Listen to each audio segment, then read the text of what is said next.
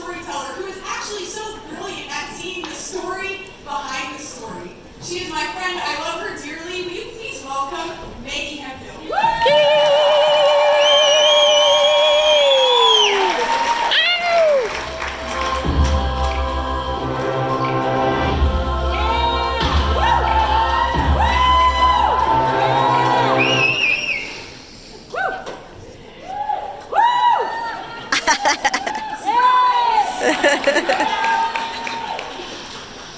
Well, hello, it is my honor and privilege to be with you tonight. My name is Maggie, and I brought a picture of my adorable family because when in Rome. This is my husband, Luke. We've been married for almost 15 years, and our children, Levi, Ben, and Heidi, they are a load of fun and also our greatest source of personal growth and development. So, love you guys, glad you're here.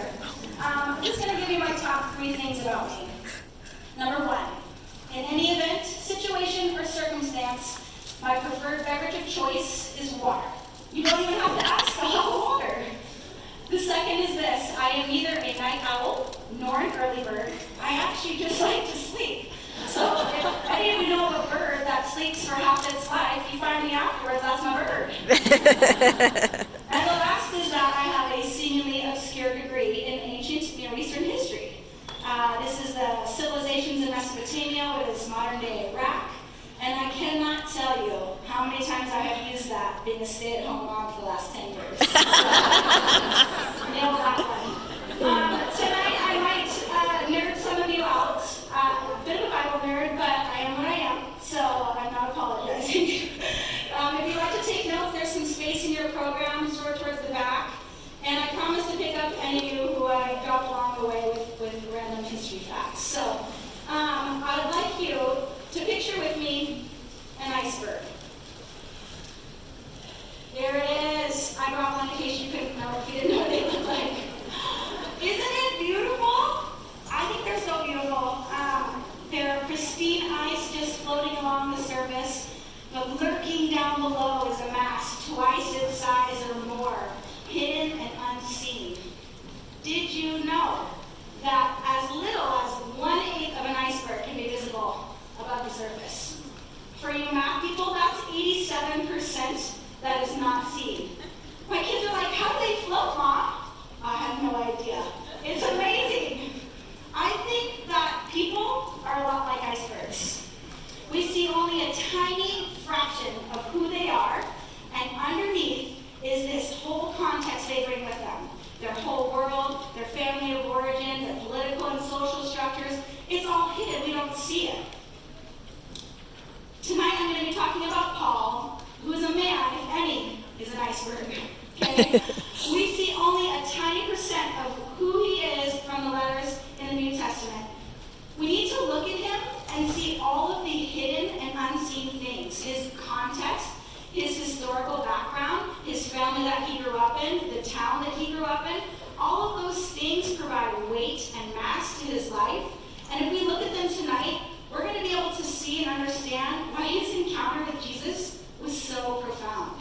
Because we too are icebergs, walking around with this hidden context below us. But Jesus, he sees the unseen, and when he encounters us, he encounters all of the iceberg. So buckle up, because Paul's story is kind of a wild ride. I brought a picture of my buddy Paul. There he is, Paul. Paul, here's the Apostle Paul. This is, okay, only nerd moment of the whole night, I promise. This is a fresco, it's an icon of Paul from the 450 AD in Ephesus. And most people in ancient times were illiterate, and so they would draw pictures of Bible stories and Bible characters, and they always drew them the same way. So Paul is always shown this way as a slightly balding, brown-haired man with a brown beard holding scripture. So there he is. So excited he's here. Okay, so Paul, the Apostle Paul, was known as Saul of Tarsus before he encountered Jesus.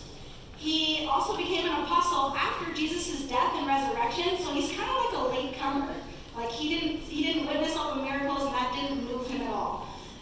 He also was the author of 13 of the New Testament books of the Bible. And besides Jesus, no one has been more influential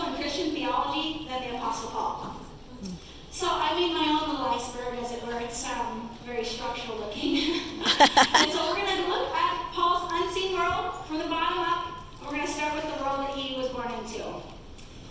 Paul was born in the 1st century AD under Roman rule.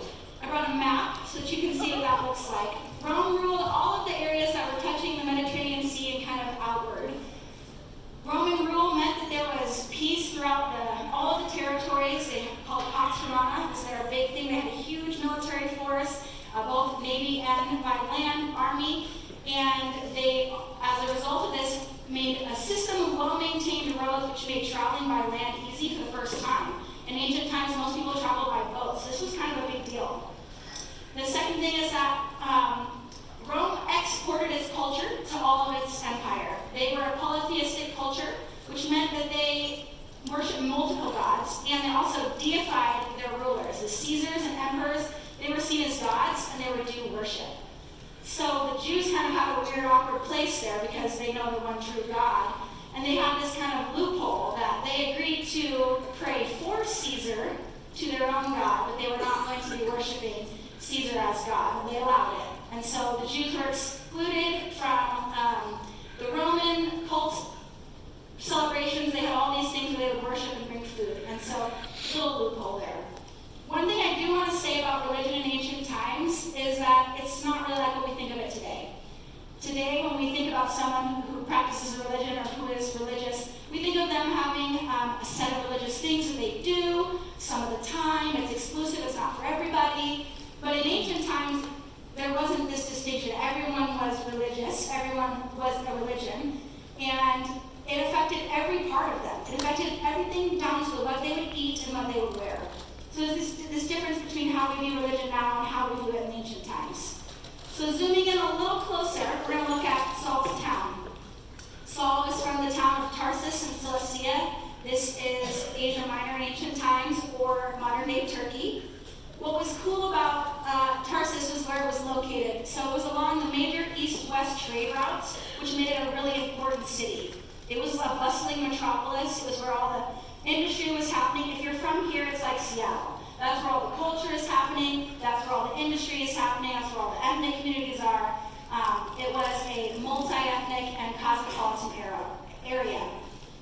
As a result of urban living, it was cramped quarters. The houses were near each other. The streets were narrow. Everybody was in everybody else's business. Noise and smell everywhere.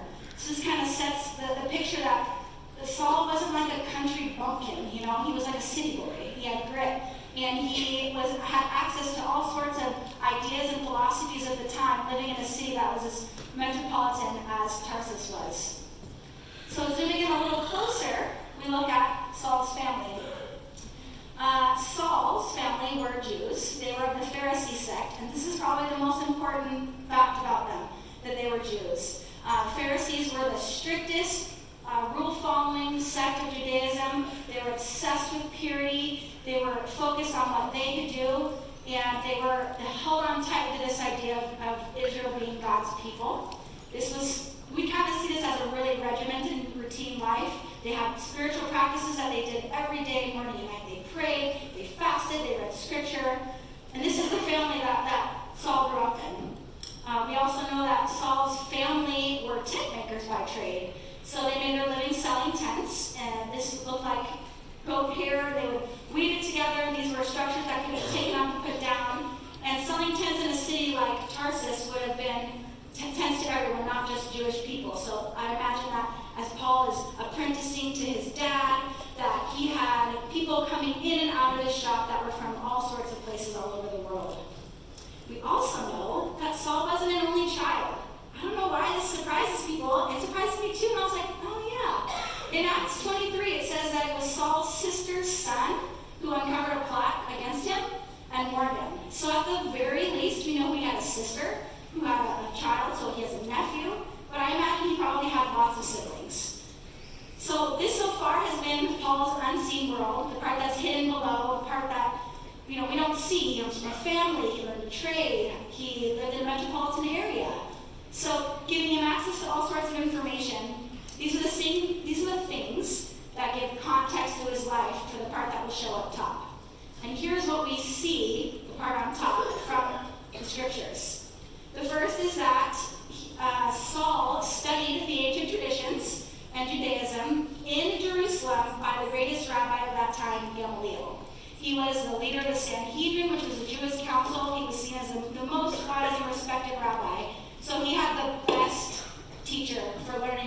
about ancient traditions of Hebrews. We also know that Paul says he's a Roman citizen, and citizenship was very valuable in the ancient world. Without citizenship, you had no rights, essentially. And so Paul being born a citizen was even more respected because you could earn your citizenship through all sorts of things, serving in the army, you could buy it. And so him having it by birth is even a higher right. The only thing that's even worth mentioning, because I don't want to bore you with citizenship, is that as a result of being a Roman citizen, you could appeal to Caesar if an accusation was brought to you, rather than deal with these lower circuit courts. So he was multilingual, learning the Hebrew from the ancient languages, learning Hebrew from the ancient scriptures. He also spoke the mother tongue of Jesus, which was Aramaic, and then he wrote and spoke Greek, which was the common language of the time and the language that he wrote the New Testament in. The first time we see Saul or Paul in the New Testament is in Acts 7, when he is standing there holding the coats for the people who are stoning Stephen, the first Christian martyr. It's kind of a metaphor. Standing there holding the coats is really giving his approval to what is happening. I put that Saul is a zealous defender. In his own words in Galatians, he says, "For you have heard of my previous way of life in Judaism, how I intensely persecuted the church of God and tried to destroy it. I was advancing in Judaism beyond many my own age of my people and was extremely zealous for the traditions of my fathers." I think when we think of this term zealous, we think, oh, he was really passionate. He was probably like a really good preacher, and he was intense probably. But in ancient times, it was even more than just being intense. It was like the next level. It was that your passions and intensity, it moved you to action. I sort of think of it as like a little vigilante justice. He was taking justice into his own hands because he felt the need to physically defend the gospel, even to the point of physical violence. Saul said, Luke says in Acts that Saul was going everywhere to destroy the church. He went from house to house, dragging both men and women and throwing them in prison. This is Paul. This is Paul seen and unseen. These are the things that he brought with him when he encountered Christ. It was not just the stuff on top that we see, but it was all of it, and Jesus saw all of it too. So I want you to imagine with me the moment that Saul encounters Jesus. It's in a seemingly familiar place for Paul. He's on the road. He was actively going about trying to destroy the church, and he was traveling all the time, so this is a place he was very familiar with. So he was going from Jerusalem with orders in his hands to arrest and bring back for persecution, for trial, anyone who followed the way. This road from Jerusalem to Damascus was about 130, 150 miles. So even if he was averaging 20 miles a day, that's a 7-day journey. So all day, every day, for 7 days in a row. So I imagine that he's riding a donkey. It doesn't really say that in the text, but it's a long journey, so 150 miles, maybe he walked it, he probably did.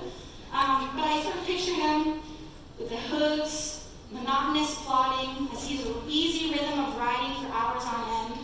He's wearing his heaviest garments to protect him from the elements. He's probably thirsty, it's hot, but he's intentionally denying himself this water because he doesn't know when the next well is going to come along the journey. I imagine that he's silently meditating. He's praying the prayer that he's prayed since he was a child, twice a day, the Shema. "Hear, O Israel, the Lord is our God, the Lord is one." And scripture flowing in and out of his mind as he wanders through the desert. And suddenly, without an explanation, he is completely surrounded by light. He's paralyzed to move. He can't see anything. He doesn't know where to go. And from that light, a loud voice thunders, "Saul, Saul, why are you persecuting me?" He falls to the ground. He's shaking and bewildered. Dust is flying up and touching the sweat in his face. And he looks up without seeing and says, "Who are you, Lord?" And Jesus says, "I am Jesus of Nazareth, the one you are persecuting. Now get up and go to the city. You'll be told what to do." And just like that, the light is gone. But not really for Paul. He still can't see. He is groping about, calling for his companions, and they aid him back onto his donkey. I imagine all the way to Damascus, he was trying to make sense of what happened. "Hey, did you see? Did you hear him?" But he couldn't make any sense of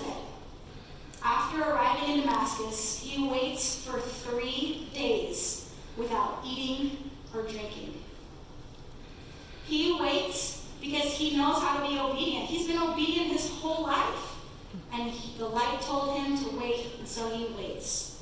He prays and he waits until he hears someone say, "Are you Saul of Tarsus?" Now he still can't see, so he turns his head towards the sound because he knows it's not the familiar sound of his trusted companions, and says, "Yes, I am he." And he says, "I am Ananias. The Lord Jesus has sent me to heal you." He walks over and places his hands on Saul and says, "Brother Saul, receive your sight. The God of our ancestors has chosen you to know his will and to see the righteous one, to hear his words from his mouth, that you will be his witness to all people of what you have seen and heard. What are you waiting for? Get up, be baptized, and wash your sins away." And Paul says something like fish scales fall off his eyes, and I cannot picture that at all, but I imagine it was gross. Like just crusty goo falling off his face, and his sight is restored. But then everything had changed. This is what I'm praying for you tonight, that tonight would be the start of when everything changed for you. Because Jesus doesn't want just the part that you show on Sunday. He wants all of you. He wants all of your story, the stuff below the surface and the stuff above the surface. Because Jesus is actually big enough to hold all of us. We need to believe that an encounter with Jesus changes our trajectory. Luke tells us in Acts 9 that Paul immediately began preaching about Jesus in the synagogue, saying, "He is indeed the Son of God." All who heard him were amazed. "Isn't this the man that caused such devastation among the Jewish followers in Jerusalem? And hasn't he come here to arrest them and take them to the leading priests?"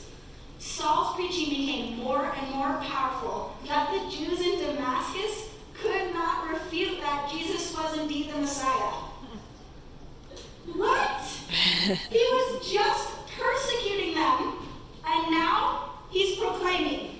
His whole life trajectory had changed. He was headed for one kind of life, a life of deep religiosity, of strict rule following and adherence to the law. But God transformed Saul. He was unrecognizable to the people around him. His direction was so radical they could not make sense of it. Because he was on a mission to personally destroy the church, using his hands and anything he could to take them down and bring them to justice.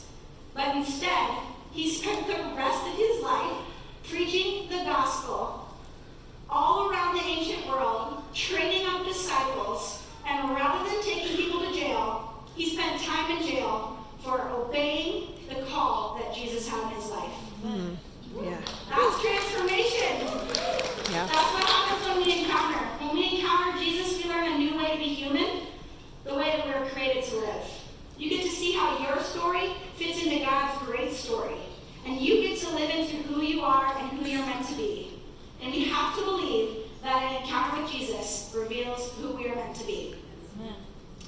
I spent the last part of my summer, 8 weeks, getting physical therapy on my hip. I'm literally embarrassed to share this story with you because it sounds like I'm getting old. I tell myself I'm not that old. But, my hip was waking me up in the night. I couldn't even sleep on it. I couldn't sit or stand without pain. And after weeks of being annoyed with my hip, my husband's like, "Get over yourself, go to the doctor." So when I went to the doctor, she told me I had hip bursitis, which is really just a fancy way of saying my hip is swollen. So this diagnosis did nothing for me because I knew what was happening but not why. And it was over the course of 8 weeks of physical therapy that I learned what was happening. My hip was just barely out of alignment. And as a result of being out of alignment, some muscles were overworking and some muscles were underworking. And since our bodies are amazing, we have these redundancies so that when we get hurt, other parts of us will overcompensate. But over repeated time and time again, my hip having my hip out of alignment made it so my body wasn't working the way it was supposed to. So once I learned how to do the stretches to get my hip back in alignment, my hip wasn't hurting anymore. My legs were functioning the way they were supposed to. I didn't have any hip pain. I could sleep through the night. Praise Jesus. I love sleep.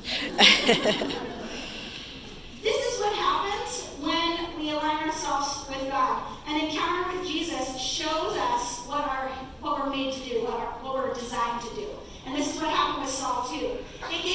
true meaning and purpose for his life, you see that Saul's religious zeal wasn't on accident. Saul's zeal moved him to action right away. The deep knowledge that he had of Jewish traditions allowed him to immediately go preach into the synagogues where the Jews were. Living in a city like Tarsus and learning about the philosophies and ideas of the time made it so he could preach to the non-Jews, the Gentiles. Jesus showed him that all of that unseen stuff matters. Amen. It matters, and it shows us what we're made to do. Maybe some of you are sitting here thinking, well, that's good for Paul, like, good on him. But that's not for me. You know, maybe you're sitting here thinking about all this stuff in your life leading up to right now, maybe it's been a waste. Like, could any of it be used for good? Friends, I want you to hear this. Saul's past was redeemed. God did not abandon Saul in his story. He used his story to impact people for his own glory. And he wants to do that with your story too. We need to believe that an encounter with Jesus allows us to leave the shame of our past behind to receive confident hope for our future. Saul could have let the shame of his past keep him from doing the work that God called him. He says in 1 Corinthians, "For I